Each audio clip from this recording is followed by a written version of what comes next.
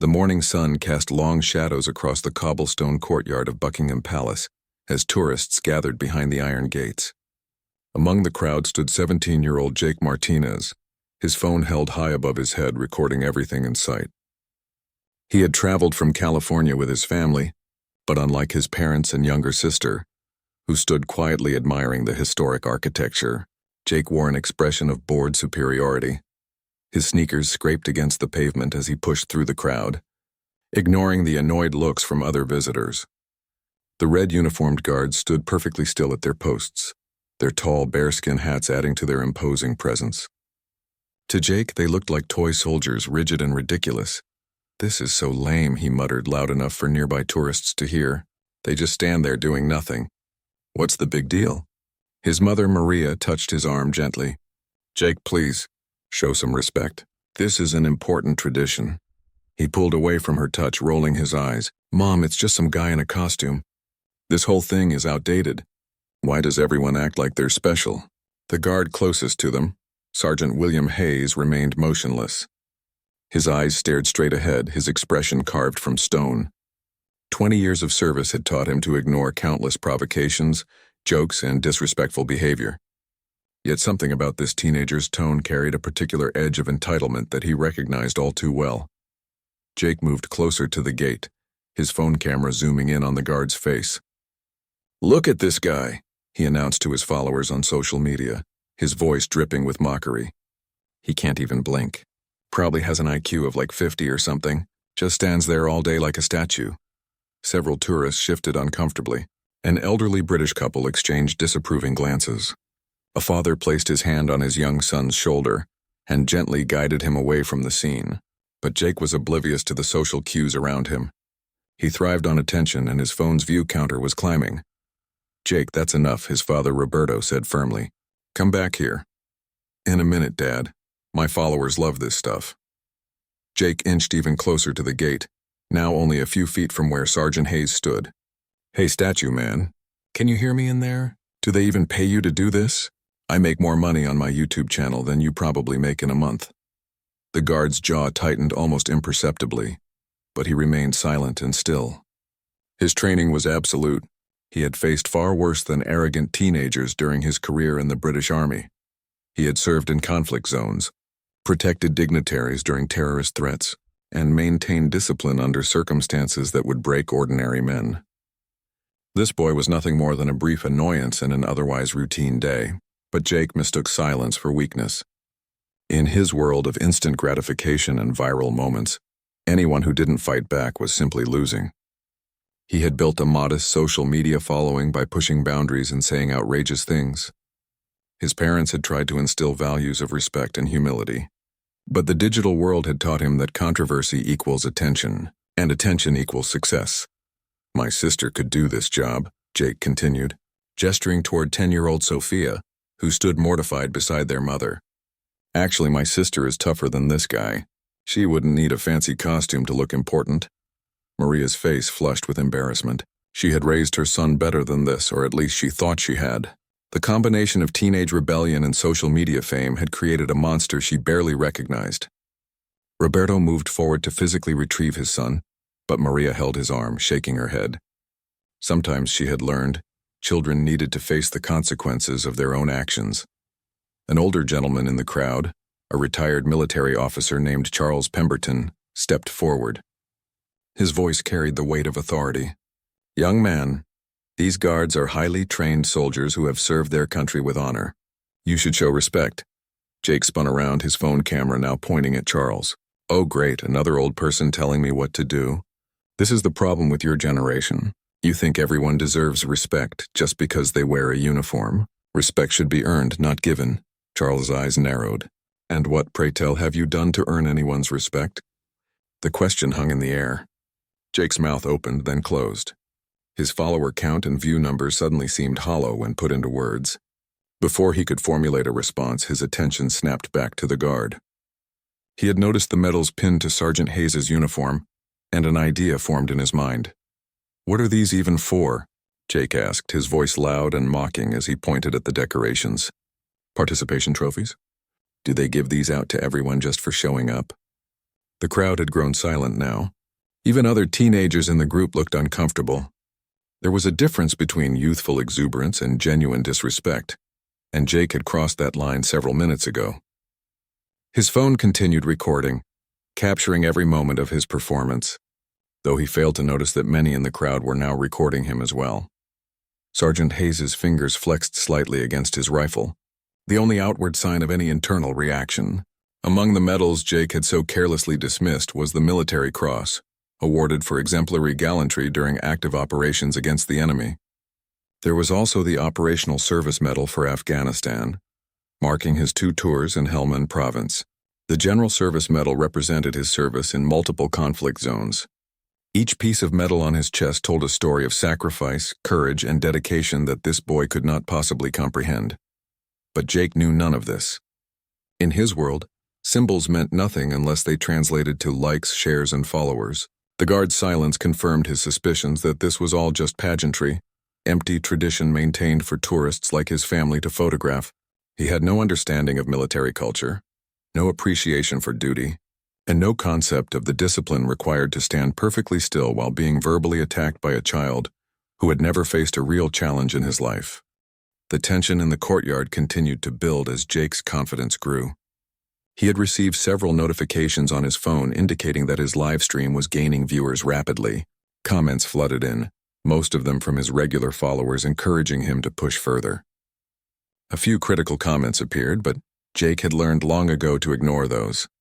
Haters were just jealous, he told himself. "You know what I think?" Jake announced to both the crowd and his phone camera. "I think this whole Royal Guard thing is a joke. It's like Disneyland, except more boring. At least at Disneyland, the characters interact with you. These guys just stand here wasting taxpayer money." An American tourist nearby couldn't help but interject. "Son, you do realize these are real soldiers, right? They've served in actual combat zones. This isn't some act for tourists." Jake's laugh was sharp and dismissive. "Combat zones? Please, look at them. They're dressed like they're going to a costume party. Real soldiers don't wear fuzzy hats and bright red jackets. This is all just for show." What Jake didn't know and couldn't know from his limited perspective was that Sergeant Hayes had been thinking about his daughter just moments before this confrontation began. Emma was 14, bright and curious, nothing like this disrespectful boy. She had written him a letter the previous week, telling him how proud she was that her father served the Queen. The letter was folded carefully in his pocket, and he had planned to read it again during his break. The irony wasn't lost on Hayes. Here was a teenager close to his daughter's age, but lacking every quality he hoped Emma possessed. Emma understood respect, discipline, and the value of service. She asked questions and listened to answers. She was curious about the world but humble enough to know she didn't have all the answers. This boy represented everything Hayes feared about the younger generation. The sense of entitlement born from a life without real consequence or challenge. Jake moved even closer to the gate, emboldened by the increasing view count on his stream. "I bet I could make this guy break character," he declared. "Everyone has a breaking point. Let's see how professional he really is." His mother's voice cut through the air, sharp with anger she rarely showed. "Jake Martinez, you stop this instant. You're embarrassing this entire family." But Jake was too far gone, drunk on digital attention and teenage bravado. "Mom, relax. I'm just having fun. Everyone's being so serious about this. It's not like I'm hurting anyone." That statement revealed the depth of his misunderstanding. He couldn't see the insult in his words, couldn't comprehend that respect and dignity were things that could be damaged even without physical harm. His generation had been raised on the idea that words were just words, that nothing really mattered unless it had tangible consequences. But character assassination, mockery, and public humiliation were very real forms of harm, even if they left no visible scars. Jake began making faces at the guard, contorting his features into exaggerated expressions. He stuck out his tongue, crossed his eyes, and waved his hands frantically in front of the camera. "Come on, statue man. Give me something. Blink, smile. Show me you're human." The crowd had now divided into 2 groups. The larger group watched in silent disapproval, their faces showing mixtures of anger, embarrassment, and pity. They pitied Jake for his ignorance, pitied his parents for their obvious distress, and felt a collective sense of shame that one of their fellow visitors was behaving so poorly. The smaller group, mostly teenagers themselves, seemed entertained by the spectacle. They held up their own phones, recording what they believed was harmless fun. Charles Pemberton, the retired officer, felt his blood pressure rising. He had served alongside men like Sergeant Hayes, had commanded soldiers who stood guard at various royal residences. The discipline required for such duty was immense, and the disrespect being shown was intolerable. He moved toward Jake with purpose, his military bearing evident despite his age. "Young man," Charles said, his voice low but carrying absolute authority, "you need to stop this behavior immediately. What you're doing is not only disrespectful, but potentially illegal. Harassing a member of Her Majesty's Guard is a serious offense." Jake spun around, annoyance flashing across his face. "It's not harassment, old man. I'm just standing here talking. Free speech, ever heard of it? I can say whatever I want." "Free speech does not give you the right to harass people doing their jobs," Charles replied firmly. "And it certainly doesn't exempt you from the consequences of your actions," Jake smirked. "What consequences? What's going to happen? Is the statue going to arrest me?" He turned back to the guard, his voice rising. "Are you going to arrest me, statue man? Come on, do something." Roberto finally broke free from his wife's restraining hand and marched over to his son. His face was dark with anger, an expression Jake had rarely seen. Roberto had immigrated to the United States 20 years ago, worked 2 jobs to provide for his family, and taught his children the value of hard work and respect. Watching his son mock someone's service cut him deeply. "Enough," Roberto said, grabbing Jake's arm firmly. "We're leaving now." Jake tried to pull away. "Dad, you're ruining this!" "My stream was going viral. Do you know how many people are watching?" "I don't care if the whole world is watching," Roberto replied. "You're behaving like a fool and you're going to stop." But Jake had one more card to play, one final attempt to get a reaction from the stoic guard. He reached into his pocket and pulled out a wadded-up napkin from breakfast. With deliberate slowness, he tossed it toward the guard's feet, where it landed softly on the pristine cobblestones. "Oops," Jake said with mock innocence. "I dropped something." "Hey, statue man, aren't you going to pick that up? Isn't keeping everything clean part of your job?" The crowd collectively gasped. This was no longer just verbal disrespect. Jake had physically littered in a way designed to provoke and humiliate. Several tourists began voicing their disapproval openly now, no longer content to watch in silence. An elderly woman called Jake a disgrace. A father told his children that this was an example of how not to behave. The tide had turned completely against him. Sergeant Hayes remained motionless, but his mind was racing. 20 years of service had prepared him for many things, but the casual cruelty of youth still had the power to surprise him. He thought of the soldiers he had lost in Afghanistan, young men and women who had given everything in service to their country. He thought of his own sacrifices, the birthdays missed, the family dinners absent, the constant danger and stress. And he thought of his daughter Emma, and what kind of world she would inherit if people like Jake went unchallenged. The moment hung in the air like a held breath. Jake stood there with his phone still recording, waiting for something to happen. His father's grip on his arm had loosened slightly as Roberto himself seemed frozen, uncertain how to handle what his son had just done. Maria covered her mouth with her hand, tears forming in her eyes. Little Sophia had turned away completely, unable to watch anymore. Then, with a movement so sudden it made several tourists jump, Sergeant Hayes stepped forward. It wasn't a casual step, but a precise military movement, executed with the kind of sharp precision that comes from decades of training. His boots struck the cobblestones with authority. The sound echoed across the suddenly silent courtyard. Jake's confident expression flickered. For the first time since this encounter began, a hint of uncertainty crossed his face. The guard was moving. He had gotten his reaction, but something about the way Hayes moved suggested this wasn't the victory Jake had imagined. Hayes bent down smoothly and picked up the crumpled napkin with his gloved hand. He held it for a moment, examining it as if it were evidence at a crime scene. Then his eyes, which had stared straight ahead for so long, shifted downward and locked onto Jake's face. The teenager took an involuntary step backward. Hayes's eyes were not angry, which somehow made them more intimidating. They were measuring, assessing, seeing right through Jake's bravado to the insecure boy underneath. Those eyes had seen things Jake couldn't imagine. They had witnessed courage and cowardice, sacrifice and selfishness, honor and shame, and right now they saw a child playing at adulthood without understanding what it meant. "Young man," Hayes said, his voice calm and controlled, carrying a quiet power that silenced every whisper in the crowd. "Do you know what this uniform represents?" Jake opened his mouth but found he had no clever response ready. The guard's voice wasn't loud, but it commanded attention in a way that shouting never could. For the first time in the entire confrontation, Jake felt genuinely uncertain. "I'll tell you," Hayes continued, still holding the napkin.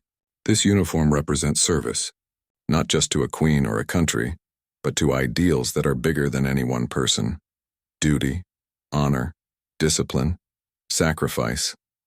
These aren't just words to us. They're principles we live by every single day." Hayes took another measured step forward. Jake took another step back. The power dynamic had shifted completely. The crowd pressed closer, everyone straining to hear what the guard was saying. "You see these medals?" Hayes gestured to his chest with his free hand. "The military cross here, I received that for actions in Afghanistan. My unit was ambushed. 2 of my men were wounded. I had a choice, take cover and wait for backup or risk my life to pull them to safety. I chose the latter because that's what service means. You don't think about yourself first." Jake's phone was still recording, but his hand had lowered slightly. His followers were getting a very different show than what he had intended to provide. "This medal here," Hayes pointed to another decoration, "I received after my second tour. We were protecting a village from insurgents. We went 72 hours without sleep, fighting to keep civilians safe. 3 of those civilians were children about your age. 1 was a girl who wanted to be a teacher. Because of our service, she's alive today, pursuing that dream." The sergeant's voice remained steady, but there was emotion beneath the surface, carefully controlled but present. "And this one, the General Service Medal, represents years of my life spent away from my family. I missed my daughter's first steps. I missed birthdays and holidays. I missed everyday moments that I can never get back.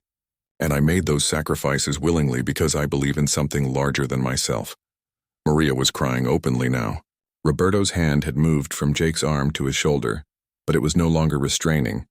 It was supporting, as if his son might collapse. Jake's face had gone pale. The reality of what he had been mocking was beginning to penetrate his self-absorbed worldview. "You asked if we're paid well," Hayes continued. "We're not. Most soldiers aren't in this for the money. We could make more doing 1,000 other jobs that don't require us to put our lives on the line. We do this because someone has to, because freedom and security aren't free, because society needs people willing to stand guard while others sleep safely in their beds." Charles Pemberton, the retired officer, stood at attention now, his hand moving unconsciously to his heart. Other veterans in the crowd recognized each other with knowing looks. They understood what Hayes was saying on a level that civilians never could. "You called this uniform a costume," Hayes said, his voice hardening slightly. "This uniform has been worn by men and women who died protecting others. It's been worn in deserts and mountains in peacetime and war, by people who understood that service means putting others before yourself. When you mock this uniform, you mock every person who has ever worn it with honor." Jake tried to speak, but his voice came out as barely a whisper. "I didn't mean, you didn't think," Hayes interrupted, not unkindly but firmly. "That's the problem with your generation. You've been given so much freedom, so much comfort that you've forgotten someone had to earn it for you. You have the luxury of standing here mocking me because people like me stood in far more dangerous places, facing real threats, so you could grow up safe."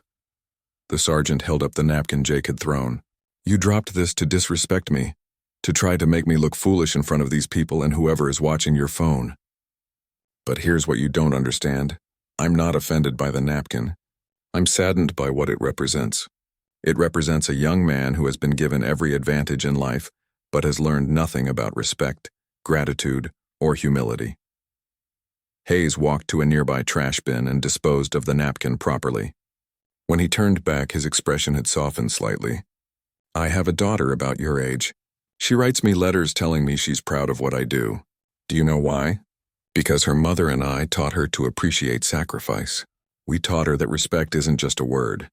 It's how you treat people, especially those who serve you in ways you may never understand." Jake's phone slipped slightly in his sweating palm. Comments were flooding his stream, but they weren't the supportive messages he was used to. People were calling him out, telling him to apologize, expressing disgust at his behavior. His carefully constructed social media persona was crumbling in real time. I'm not angry with you, Hayes said, and somehow that was worse than if he had been. I'm disappointed. Disappointed that someone your age, with access to all the world's information, chose ignorance. Disappointed that you valued attention over character. Disappointed that your parents, who clearly raised you better based on their reactions, are being embarrassed by your choices. The weight of Sergeant Hayes's words settled over the courtyard like a heavy blanket.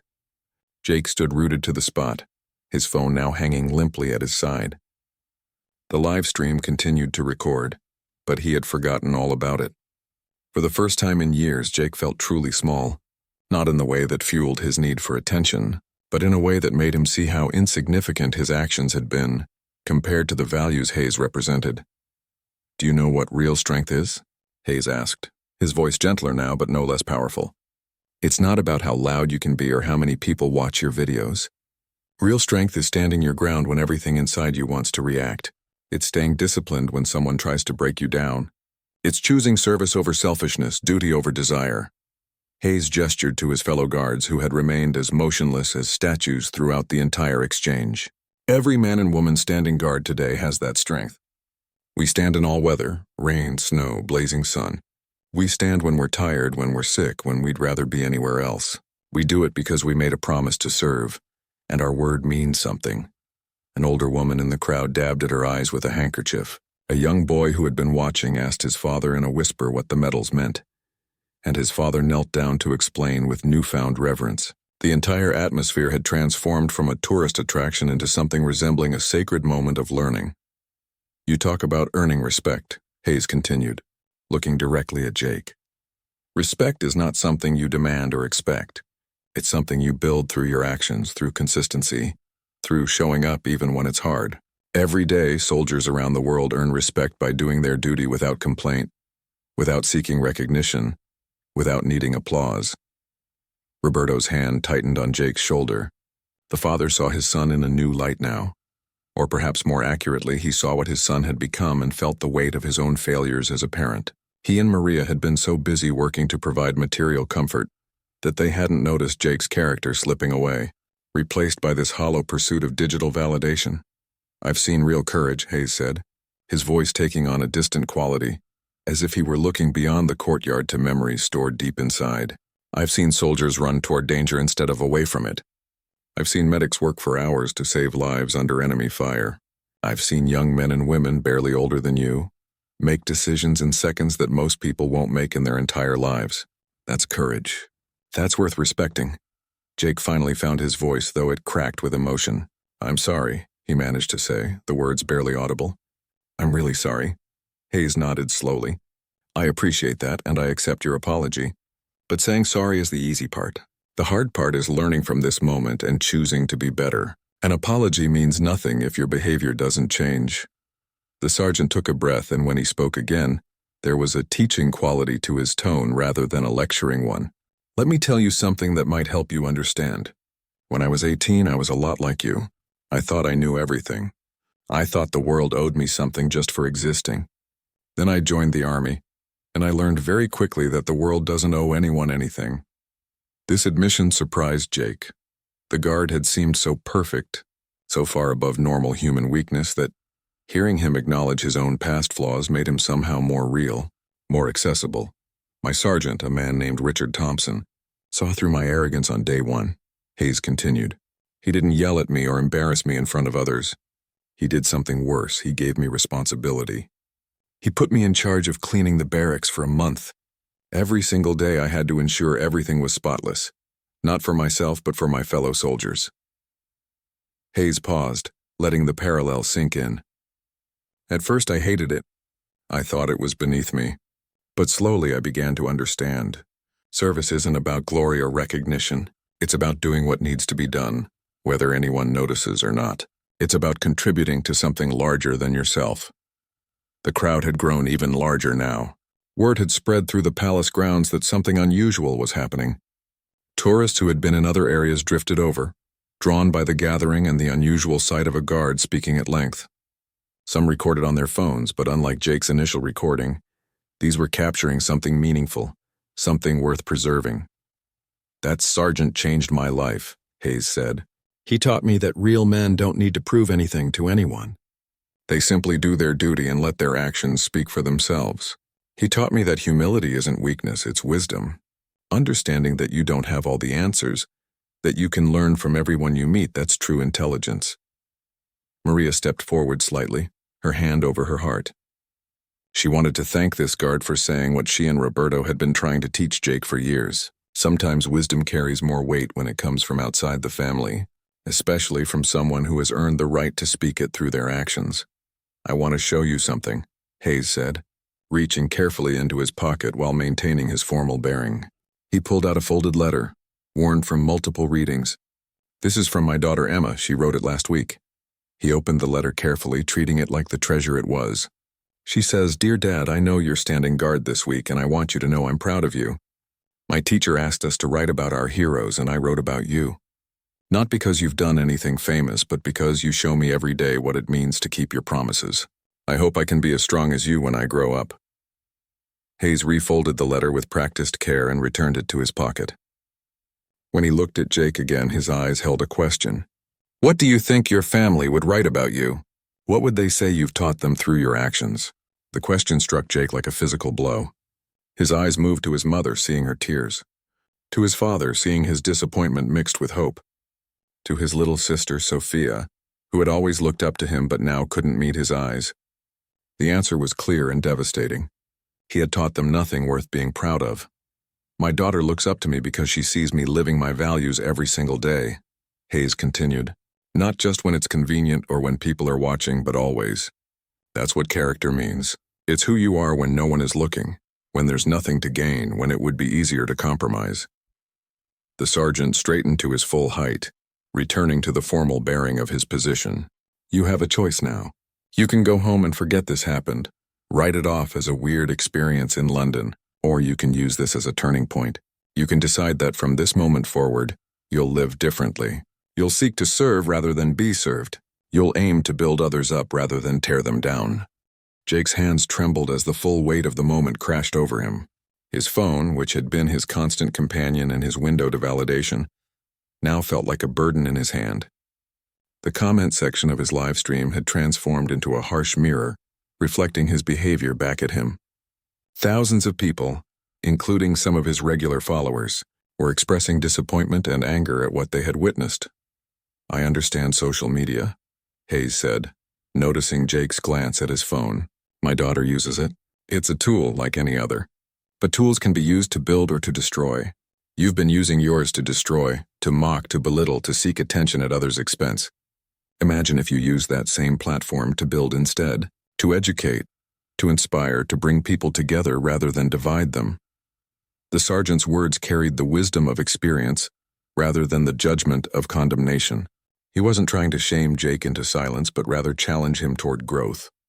This distinction was not lost on the crowd, many of whom had their own children and understood the delicate balance between correction and encouragement.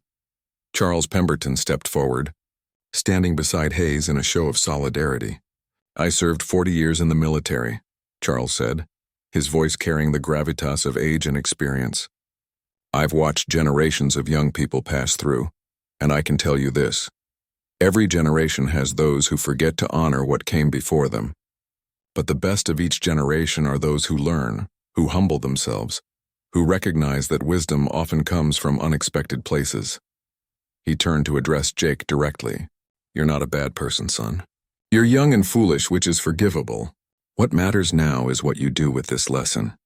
Will you sulk and make excuses, or will you grow from this experience?" Jake looked up, his eyes red and watery. "I don't know how to fix this," he admitted, his voice breaking. "Everyone is going to see this video. My followers, my friends, my school. I've made myself look like an idiot." "Good," Hayes said, not unkindly. "Humility often comes from humiliation. It's not pleasant, but it's effective. The question is whether you'll let this define you or refine you." Maria could no longer hold back. She stepped forward and embraced her son, who didn't resist this time. "Mi hijo," she whispered. "We love you, but we have been too soft. We gave you too much freedom without enough responsibility. This is partly our fault." Roberto joined them, creating a family huddle in the middle of the courtyard. "Your mother is right," he said quietly. We wanted you to have everything we didn't have growing up, but we forgot to teach you the values that made those things meaningful. Starting today, that changes." Sophia, who had been silent throughout the ordeal, surprised everyone by speaking up. Her voice was small but clear. "Jake, you used to be fun. You used to play with me and teach me things. But then you got that phone and those followers and you changed. I miss my real brother." Her words cut deeper than any of Hayes's had. Jake had been so focused on strangers online that he had neglected the people who actually loved him. The realization hit him like a punch to the gut. He knelt down to his sister's level, tears streaming down his face now. "I'm sorry, Sophia, I'm so sorry. I promise I'm going to be better." Hayes watched this family moment with a mix of satisfaction and sadness. Satisfaction because Jake was clearly learning something important, but sadness because this scene played out too rarely in modern society. Too many young people doubled down on their mistakes rather than admitting fault and seeking to change. "If I may offer some practical advice," Hayes said, drawing their attention back. "When you get home, I suggest you do 3 things. First, apologize publicly to your followers for your behavior. Not a fake apology designed to save face, but a real one where you take full responsibility. Second, take a break from social media. Not forever, but long enough to remember who you are without it. Third, find a way to serve others. Volunteer somewhere, help someone who needs it. Contribute positively to your community." Jake wiped his eyes and nodded. "How long did it take you to change? After your sergeant taught you that lesson?" Hayes smiled slightly, the first break in his formal demeanor. "I'm still changing, still learning. That's the point. Becoming a better person isn't a destination. It's a journey that lasts your entire life. Every day I try to be a little better than I was yesterday. Some days I succeed, some days I fail, but I keep trying." The crowd, which had been silent during these exchanges, suddenly began to applaud. It started with Charles Pemberton and spread through the gathering like a wave. They weren't applauding the confrontation itself, but the resolution, the teachable moment, the possibility of redemption they were witnessing. Jake looked around, startled by the applause. His instinct was to see it as approval, another form of attention to feed his ego. But Hayes placed a hand on his shoulder, reading his thoughts. "They're not applauding you," the sergeant said gently. "They're applauding the possibility that you might actually learn from this. Don't waste their hope." A senior officer approached the scene, having been alerted to the unusual situation. Captain Elizabeth Morrison had 30 years of experience in the Royal Guards and had seen countless incidents at the palace gates. She assessed the situation quickly, her trained eye taking in the crowd, the emotional family, and Hayes standing slightly out of position. "Sergeant Hayes," she said formally, though her eyes showed approval rather than disapproval. "Report," Hayes snapped to attention. "Ma'am, there was a situation with a visitor that required intervention. The situation has been resolved peacefully. I apologize for breaking protocol." Captain Morrison's lips twitched in what might have been a suppressed smile. "Sergeant, in all my years of service, I've never heard a more educational use of breaking protocol. However, you should return to your post. I'll handle matters from here." Hayes saluted sharply and returned to his position, once again becoming the motionless guardian that tourists expected. But something had changed. Every person in that courtyard now looked at him with genuine respect rather than casual interest. They understood, perhaps for the first time, that he wasn't a tourist attraction but a warrior at rest. Captain Morrison turned to Jake and his family. "Young man, you're very fortunate that Sergeant Hayes chose education over enforcement. What you did could have resulted in your removal from the premises and potentially legal consequences. Consider this a gift and don't waste it." Jake nodded vigorously. "Yes, ma'am. I won't, I promise." The captain's expression softened slightly. "I hope that's true. We get hundreds of visitors every day who come here to mock and provoke. Most leave having learned nothing. Be one of the few who leaves having learned something valuable." She gestured to the palace behind her. "This institution has stood for centuries because it represents something beyond individuals. It represents continuity, tradition, duty, and service. Those aren't outdated concepts. They're timeless values that every generation needs to rediscover for themselves. Today you've begun that discovery." Roberto extended his hand to Captain Morrison. "Thank you for your understanding. We will ensure our son learns from this experience." The captain shook his hand firmly. "See that you do. Parents have the hardest job in the world, raising good humans in an age of constant distraction. But it's also the most important job. Don't give up on him." As the family prepared to leave, Charles Pemberton approached Jake one last time. The retired officer reached into his wallet and pulled out a card. "This is my contact information. I run a youth mentorship program for young people who want to learn about service and leadership.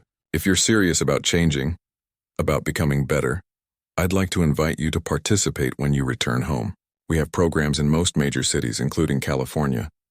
Jake took the card with trembling hands. "Thank you, sir. I'll contact you." "I really will," Charles smiled warmly. "I believe you." "Do you know why?" "Because you're crying.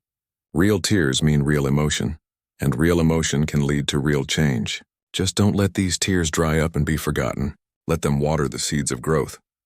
The crowd began to disperse slowly, many people stopping to take photos with the guards, but this time with a visible sense of respect. Parents pointed out the medals to their children, explaining their significance. Young people put away their phones and simply observed, present in the moment rather than recording it for later validation. Jake took one last look at Sergeant Hayes, who had returned to his statue-like stillness. The teenager walked closer to the gate, careful to maintain a respectful distance this time. "Sergeant Hayes," he said quietly, though he wasn't sure if the guard could hear him or acknowledge him. "Thank you. I'll never forget this. I promise I'll do better." Hayes didn't move or respond, but Jake could have sworn he saw the slightest nod, so subtle it might have been his imagination. It didn't matter. The lesson had been taught and received. That was enough. As the Martinez family walked away from Buckingham Palace, they were a different unit than the one that had arrived. Sophia held Jake's hand, something she hadn't done in years. Maria and Roberto walked on either side of their son, protective but also firm in their resolve to guide him better. They talked quietly about changes that needed to happen at home, about limits that would be set, about values that needed to be reinforced. Jake's phone buzzed constant. The post Jake wrote wasn't easy. His fingers hovered over the keyboard multiple times as he searched for the right words. He knew whatever he wrote would be screenshot, shared, and analyzed by thousands of people. But that couldn't matter anymore. What mattered was telling the truth. "Today I did something I'm deeply ashamed of," he typed. "I disrespected a royal guard at Buckingham Palace, mocking him and his service for views and attention. I threw trash at his feet, trying to provoke him. I thought I was being funny and bold. I was wrong. I was being cruel and ignorant." He paused, looking at his parents, who nodded encouragingly. "The guard, Sergeant Hayes, could have had me removed or arrested. Instead, he taught me the most important lesson of my life. He told me about real courage, real sacrifice, and real strength. He showed me that the attention I've been chasing is worthless compared to character and integrity." Jake continued typing, the words flowing more easily now. "I've been using social media to tear people down because it got me followers. I've been disrespectful to my family, my community, and myself. Starting today, that changes. I'm taking a break from posting to focus on becoming a better person. When I come back, I want to use this platform to build up instead of tear down." He attached the video of the confrontation, unedited and complete. "I'm sharing this not because I'm proud of it, but because hiding it would be dishonest. If you watch it, please don't attack Sergeant Hayes or anyone else involved. They all handled this with more grace than I deserved. Instead, ask yourself, am I using my voice to help or to hurt? Am I building character or just chasing attention?" Before posting, Jake showed it to his parents. Maria's eyes filled with fresh tears, but these were different. These were tears of hope. Roberto squeezed his son's shoulder. "I'm proud of you, mijo. This takes real courage." Jake hit post and then, in a move that shocked his family, he turned off his phone completely. "I don't want to see the reactions," he explained. "Good or bad, they'll just distract me from the real work I need to do." The Martinez family spent the rest of their day in London differently than they had planned. Instead of rushing from tourist spot to tourist spot, taking photos for social media, they actually experienced the city. They talked to locals, learned about history, sat in cafes, and had real conversations. Sophia laughed more that afternoon than she had in months, delighted to have her brother's full attention. That evening, back at their hotel, Roberto suggested they each share one thing they learned that day. Sophia went first. "I learned that sometimes the biggest moments teach us the biggest lessons. And I learned my brother still cares about me." Maria spoke next, her voice thick with emotion. "I learned that we as parents need to be more present, more firm, more intentional. We've been giving you things instead of giving you guidance. That stops now. Roberto added his own reflection. I learned that respect isn't automatic. It must be earned through service and character, and I learned that it's never too late to change course, to admit we've been wrong, to start fresh. All eyes turned to Jake. He thought for a long moment before speaking. I learned that I've been living for the approval of strangers while ignoring the people who actually love me.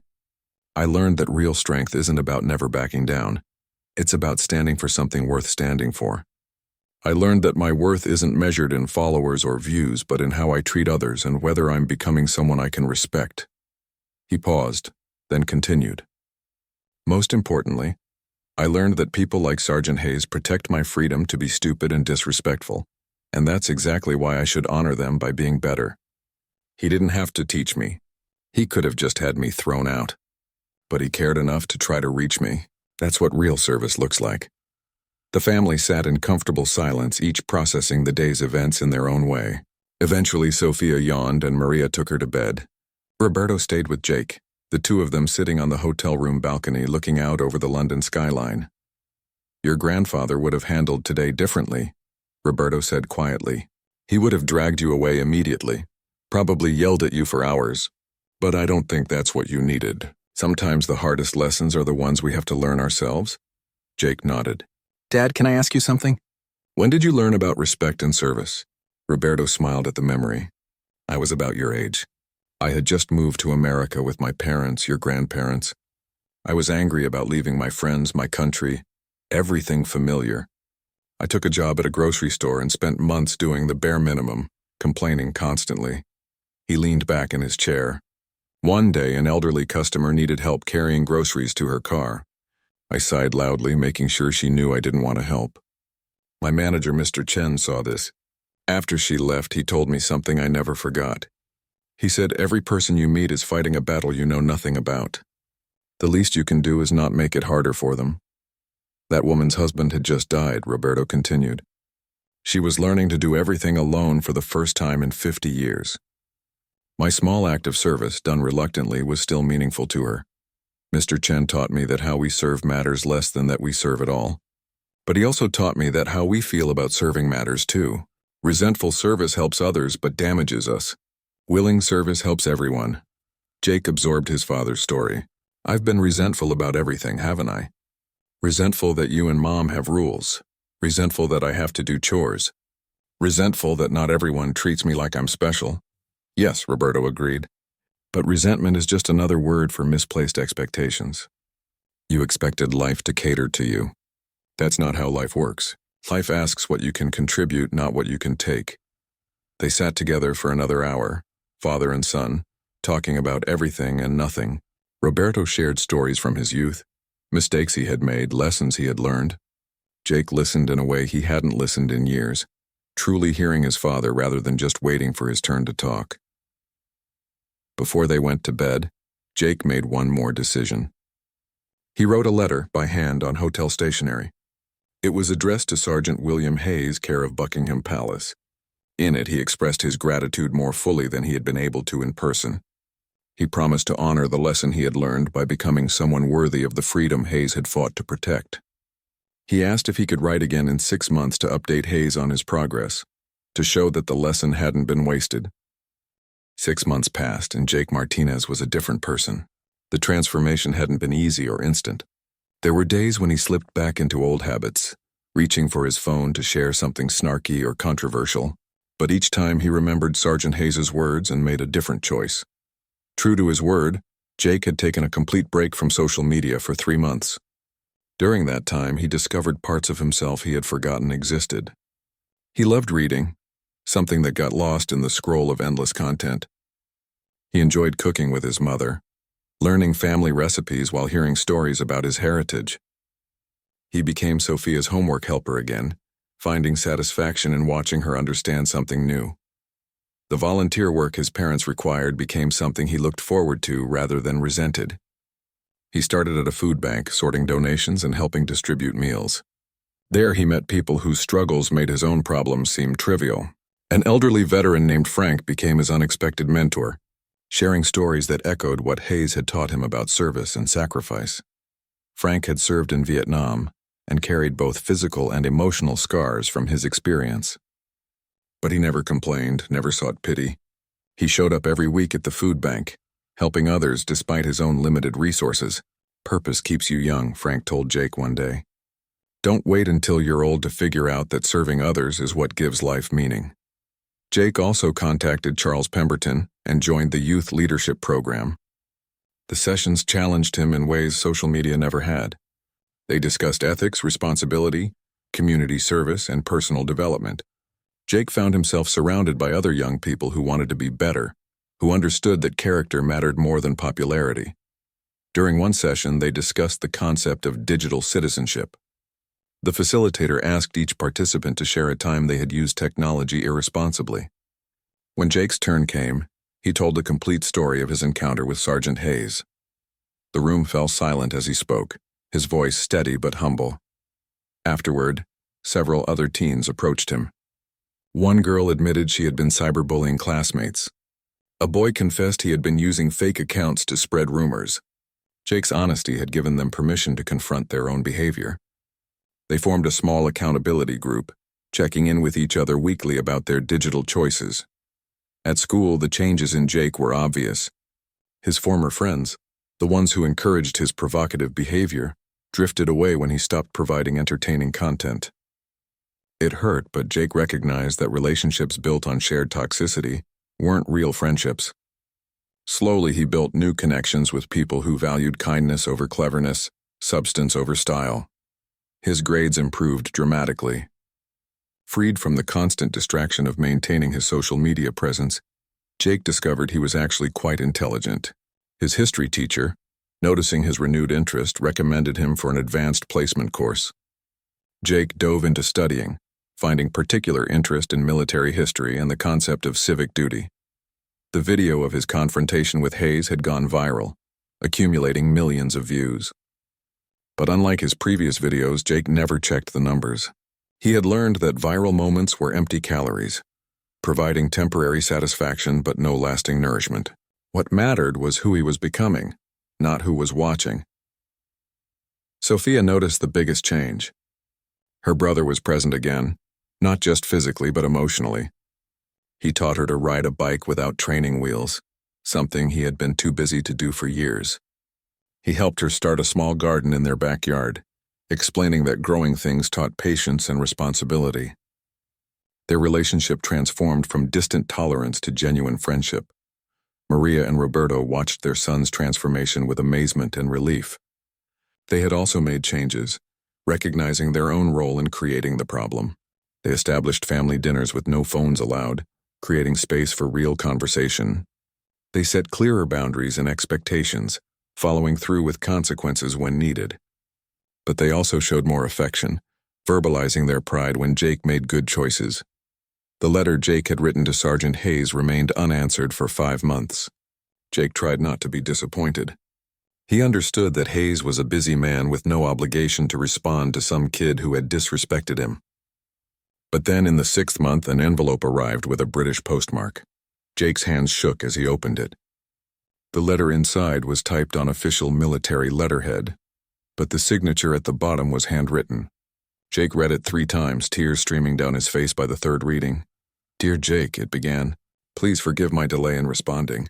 I wanted to wait to see if your viral moment would fade into forgotten internet history, as most do, or if you would prove different. Your letter and my own research into your subsequent actions suggest you have indeed chosen a different path. I am proud of you." Sergeant Hayes went on to share more about his own journey, the mistakes he had made, the mentors who had guided him. He explained that the reason he took time to teach Jake that day was because someone had once done the same for him.